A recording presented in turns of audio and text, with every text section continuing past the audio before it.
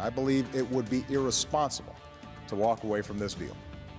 It was just 2 years ago when then U.S. President Barack Obama announced a nuclear deal with Iran. But that was then, and this is now. The Iran deal was one of the worst and most one-sided transactions the United States has ever entered into. Hello, I'm Anand Naidu, and this is The Heat.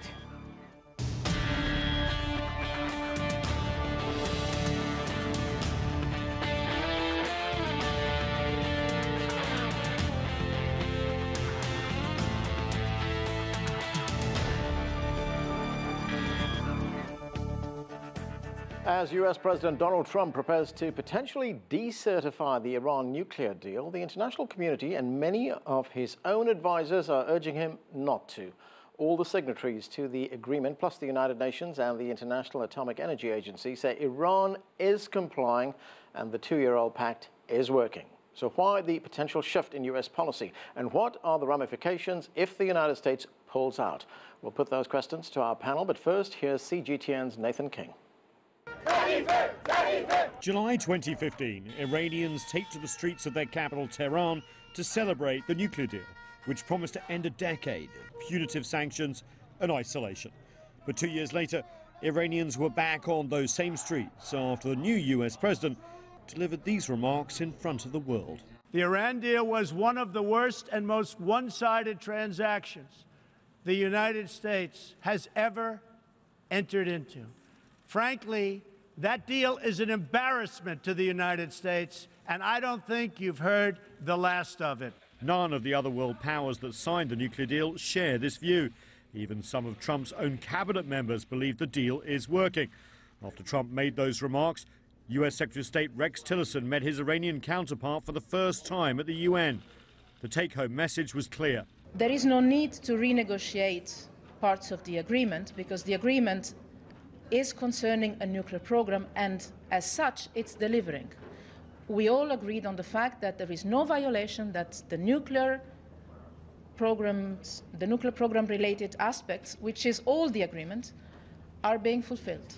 But the Trump administration feels confined by the Iran nuclear deal. Many of their political allies think the deal lifted sanctions too quickly, doesn't do enough to limit research and development of nuclear weapons, and will allow Tehran to quickly build a weapon if it wants to. Washington also wants Iran's behavior throughout the Middle East to be considered. For example, Tehran's support for Bashar al-Assad in Syria, its backing for Shiite militias in Iraq, and its alleged support for the Houthi rebels in Yemen. The White House also wants limits on Iranian ballistic missiles not covered by the nuclear deal. Decertifying the deal will likely be a part of a far more confrontational overall policy against Tehran from Washington. But decertifying the Iran nuclear deal doesn't necessarily mean it's dead. It would be up to the US Congress to reinstate sanctions on Iran, not the White House. Pulling back from the Iran deal is a big potential problem for the US when it comes to global trust. If the US withdraws from yet another international deal, especially a nuclear one, how can countries who the US may negotiate with in the future, like the Democratic People's Republic of Korea, put any faith in the White House's word? Nathan King, CGTN, Washington. There is much to talk about. Let's get to our panel. Joining us from Beijing is the director of the China National Association of International Studies, Victor Gao. Peter Kleim is the Washington bureau chief for Europe's RTL television network and NTV, a news channel in Germany. With us from Boise, Idaho, is Stephen Yates. He served in the George W. Bush administration as deputy assistant to the vice president for national security affairs. And Trita Parsi is the founder and president of the National Iranian American Council. Thank you to all of you for being with us. Trita, let me start with you. Donald Trump has threatened to decertify this deal, and I've just seen a report online on the Wall Street Journal, which says that he's expected to announce Friday that he won't certify the deal, but it doesn't mean that the U.S. will pull out of the deal, nor does it mean that he's expected to ask Congress to reimpose sanctions on Iran. What's the implications of all this? Well, what appears to be the plan right now, based on the reporting that has come out, that he will not ask for sanctions to be reimposed, but he will say that Congress should threaten to reimpose sanctions unless Europe and Iran and the other parties agree to renegotiate the deal. This may sound like a clever way of approaching it, but in reality, any effort to unilaterally force the others to renegotiate the deal is a violation of the deal. Donald Trump is trying to change the goalpost of what took 12 years to agree. Stephen, is this a violation of the deal? Well, look, every administration that comes in deals with international agreements that have been made prior to its arrival. At the beginning of the Bush administration, there was a comprehensive test ban treaty. There are other kinds of things that were negotiated on trade before the Obama administration that were bilateral and multilateral. This is not really that far out of the realm. And there are many, many strategic challenges with Iran that are not dealt with by this deal that complicate the certification process. So I see this as procedural tinkering right now, and we'll see what the outcomes may be. But strategically, no one has addressed the broader challenge that Iran has posed in the region. But aren't those other issues that should be dealt with in other negotiations, other deals, other agreements? They could be, but this deal, tactically and focused somewhat narrowly, even within its scope, has very limited verification of military facilities, which, if you're going to weaponize, is likely where you would be doing it. Victor, what happens to a country like China? China is a permanent member of the UN Security Council. It is a signatory to this agreement. What does Beijing think of what's going on?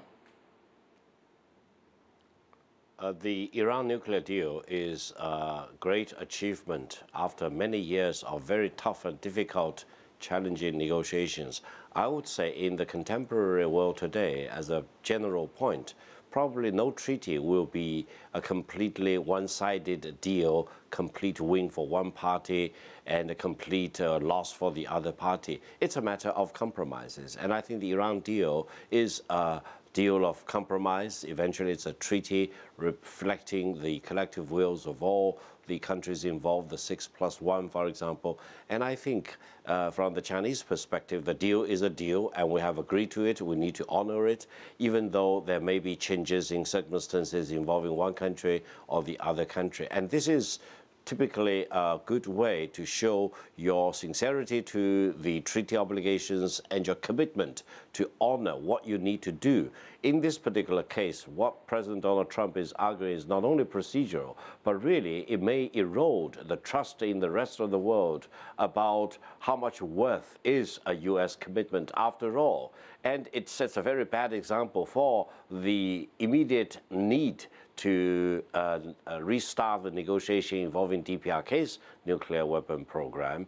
And as a general point, what else can the rest of the world trust in whatever promises coming out of the White House or out of the United States government going forward? So I hope President Donald Trump will think at least twice about doing major changes to what all these major powers in the world have agreed to through the Iran nuclear deal. Peter, a question of trust, a question of sincerity. In fact, there was a former German ambassador to the United States who said that if Trump fails to certify this deal, it's widely accepted around the world, this deal, but if he fails to certify it, it would send a strong signal that it has become a bait-and-switch power whose word is useless. This is a challenge for countries like Germany, isn't it? Absolutely, absolutely. I mean, there's this old, say, pacta sunt servanda. So you have to keep up your treaties, your agreements, which you reach with other partners. That's a standard, that's a basic of civil law, of international law.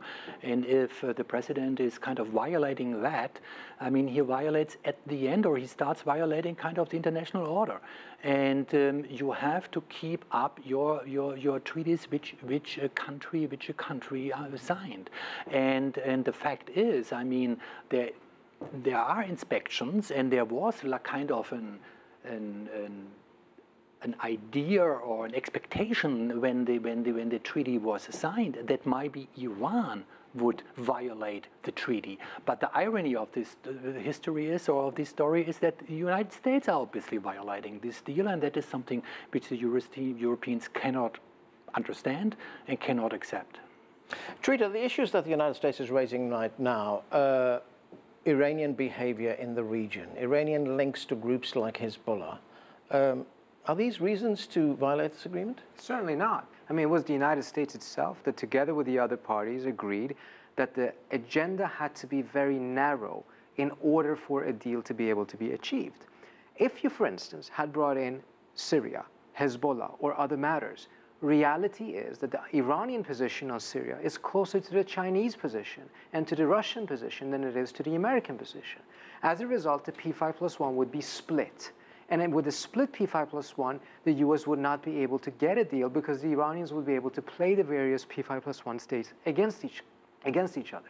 So it was a necessity in order to be able to get this deal. So why the focus on the nuclear issue? Well, precisely because the Israelis for more than a decade had said that this nuclear program is an existential threat. Exactly. If it's an existential threat, it means that it takes precedence over Hezbollah or Syria or whatever problems Trump may find with Iran. It's precisely because the very same countries that now complain and say that this is too narrow of a deal, well, it was a narrow deal because they requested a narrow deal, because they said that of all issues, only the nuclear issue should be addressed. Stephen, what do you make of that? It's the United States word, isn't it? It's about trust. It's about agreements made between countries, agreements that each country is expected to honor.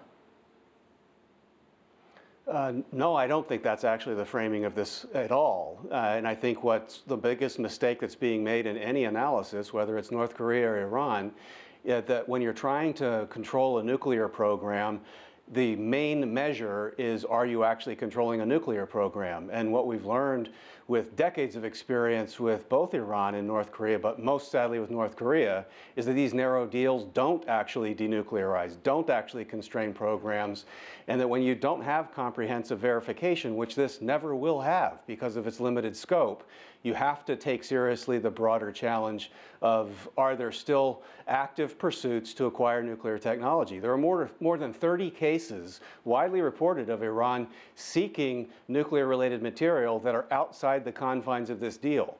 Whether the IAEA or others choose not to see that as a violation, it doesn't absolve the requirement that this is still an active pursuit of at least some elements within Iran. And this really isn't about the personality of Donald Trump or the 2016 election. It's whether these kinds of arrangements can succeed in denuclearizing countries that are aspiring to this deadly technology. Trita, so far, Iran has been subject to very invasive inspections by the IAEA, which has said that it is complying with the terms of that agreement. Right? Absolutely. These are the most intrusive inspections regime that ever has been put into place. And through that, the IAEA has a tremendous amount of information about what's going on inside the Iranian nuclear program. And they have now confirmed 8 times that the Iranians are complying with the deal. The frame internationally actually is that is the United States a trustworthy country or not? Because no one else is seeing the problems with this deal or what the Iranians are doing right now, except for Donald Trump. So the world is not buying the idea that there's a problem with the deal or that the Iranians have violated. The world has a problem with the fact that Donald Trump is violating the deal and trying to kill the deal. But even if we go into the details of the inspections regime, it simply is not true that the military sites are outside of the inspections regime. Obviously, the Iranians are not going to allow for inspections regimes to go everywhere. But there's a mechanism in the deal that allows that if the IAEA is presented with credible evidence that something fishy is going on at a military site, it will request access. And the structure is such that as long as the Europeans and the US vote in one way, the Iranians will always be forced to open up their military sites to IAEA inspections. The problem for the Trump administration is that they don't have any credible evidence. Ambassador Haley went to Vienna. She presented absolutely nothing. She was just trying to strong-arm the IAEA towards agreeing to seek access to the military sites. The IAEA pushed back for a very simple reason. If the IAEA becomes a tool of the Trump administration rather than an actual referee of this deal, it will very quickly lose credibility. If it loses credibility, the entire inspections regime falls apart, and that would be the most dangerous thing because that will actually allow hardliners in Iran to be able to cheat and get to a bomb.